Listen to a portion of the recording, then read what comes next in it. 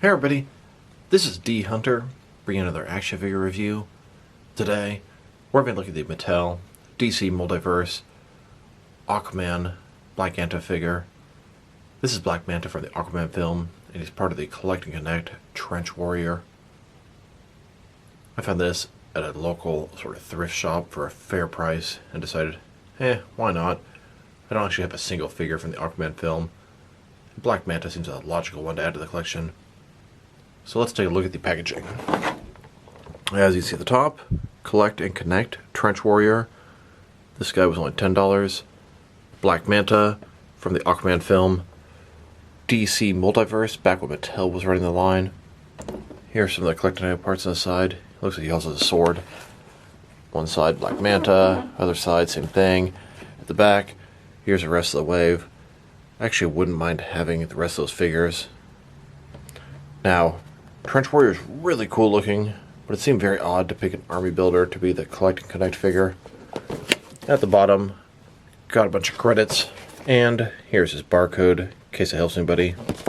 So no further ado, let's open him up. Alright, now that we got this figure out of the package, here he is with all of his accessories laid out.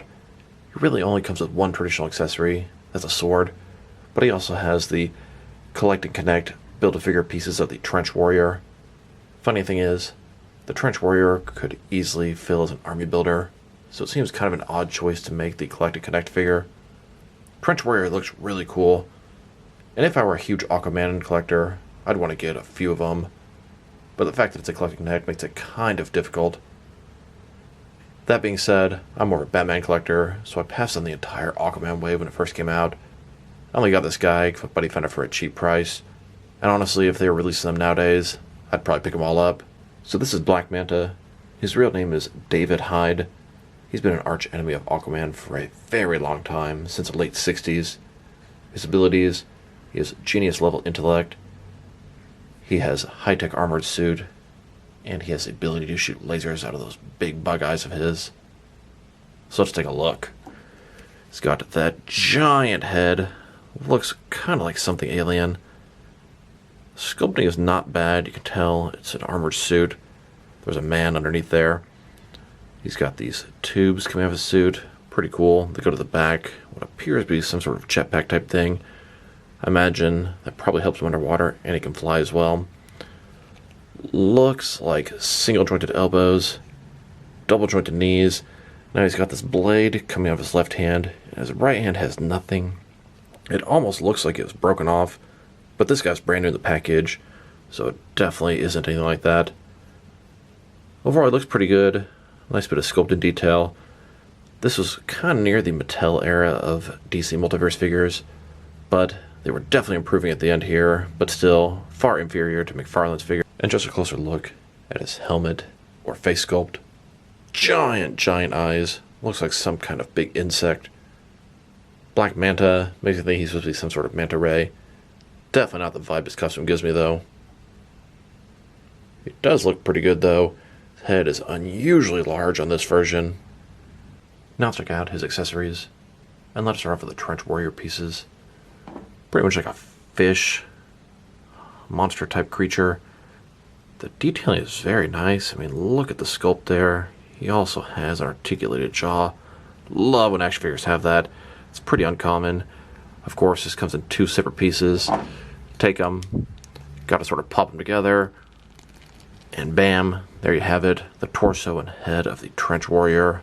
Very cool figure. It'd be nice to have a few of these guys, but not necessary for my cabinet collection.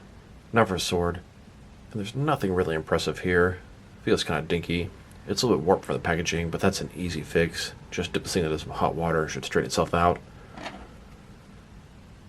Blade, it's black. Not much to say there. Let's go further down. We do have some sculpting detail on the handle there. A little red line at the top of the handle and the bottom.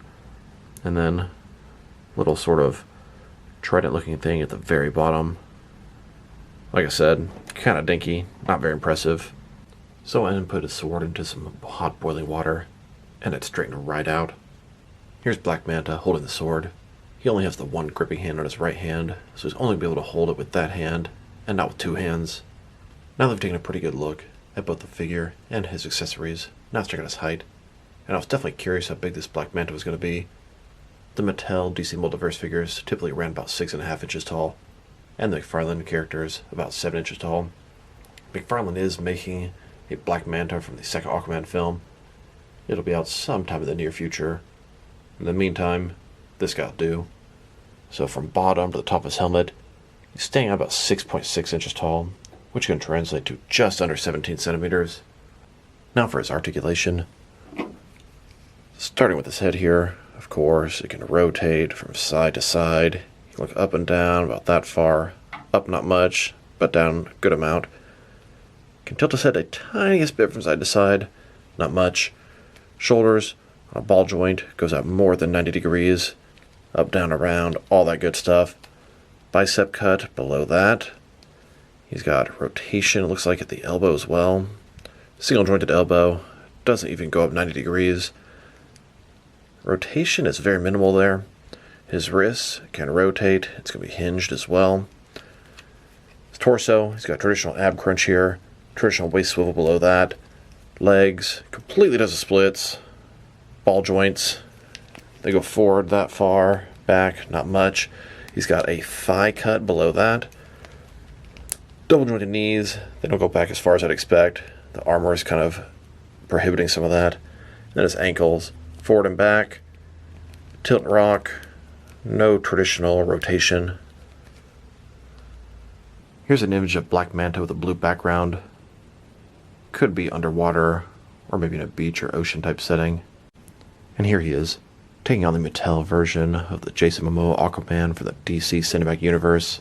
Then, taking on McFarlane's version of the Jason Momoa Aquaman. Now let's check him out, next to some other action figures, starting off with some other Black Manta figures. Here he is, next to a Mattel DC Universe Classics Black Manta. This is based off the comics, and is probably my favorite Black Manta figure that I have. And here he is, next to a DC Direct. I believe this is a New 52 Black Manta, also from the comics. And here are all three of my Black Manta figures. As you can see, they go from smaller, a little bit larger, to even larger. And the McFarlane one will continue that pattern. Here's this Mattel Black Manta, next to Mattel DC Multiverse Jason Momoa Aquaman for the DC Cinematic Universe. This version is from Batman vs Superman, not from the Aquaman film. This Black Manta is the only figure I have from the Aquaman film so far. Then, next to a Mattel DC Universe Classics Aquaman from the comics. And here he is, next to McFarlane DC Multiverse DC Cinematic Universe Jason Momoa Aquaman figure. This one is from Justice League. And then, next to another McFarlane Aquaman. This is based off the comics, specifically Justice League Endless Winter. Here's this Mattel Black Manta, next to 6 different members of the Justice League for the Mattel DC Multiverse line. These guys are all for the DC Cinematic Universe. And here he is, next to their McFarlane DC Multiverse counterparts. Now let's check him out, next to some action figures from different various companies, to see how he fits in both scale and style-wise, in case you want to know which lines you can mix him with. I'm going to start off my comparisons with some of the larger action figure lines I collect, and work my way smaller. Here he is, next to some Jack-specific wrestling figures. And here he is, next to some DST or Diamond Select toys. And now, next to a chicken sugar pad for a pack of chicken we had for dinner this night. My cat pulled out the trash and ate part of it. And here he is, next to some McFarlane toys. Then, next to some DC Direct and DC Collectibles figures. And here he is, standing with some NECA figures. Then, with some Mattel wrestling figures. And now, next to some Jazzwares AEW wrestlers. And here he is, next to some Mezco 112 collective figures. Then, with some of his Mattel brothers. Here he is, with some Mattel DC Universe Classics and Multiverse figures. And here he is, with some Makevex figures. Then, next to some Hasbro Marvel Legends. And here he is, next to some SH Figure Arts action figures. And finally, next to some Jazzwares Fortnite figures. So overall, he's a pretty nice figure, but he's inferior to today's figures.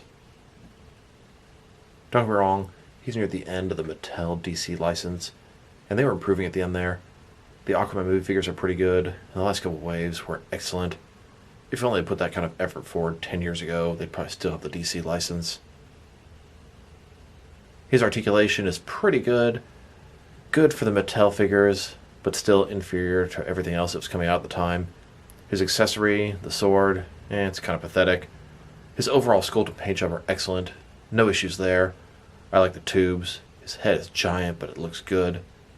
If I were to rate this guy, I think I'm going to give him a 6.5 out of 10. And if I was doing this review when he first came out, he'd probably get a 7.5. But things have changed. Standards have changed. McFarlane has really made Mattel look bad with their DC offerings, that's for sure.